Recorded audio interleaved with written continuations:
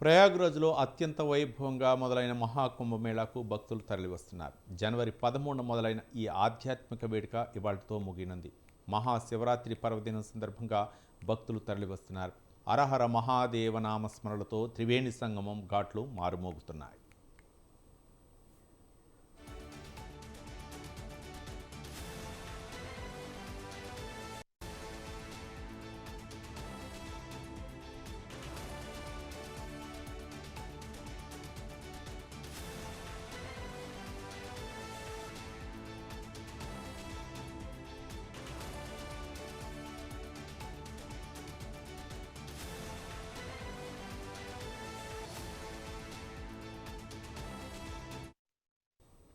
ఈ మహాకుంభమేళాలో చివరి అమృత్ స్నానం కావడంతో భక్తులు పెద్ద సంఖ్యలో హాజరవుతున్నారు. దీంతో ఎలాంటి అవాంఛనీయ ఘటనలు జరగకుండా తగిన ఏర్పాట్లు చేస్తున్నారు. ఇప్పటి వరకు 64 కోట్ల మంది భక్తులు వచ్చినట్లు రాష్ట్ర ప్రభుత్వం ప్రకటించింది.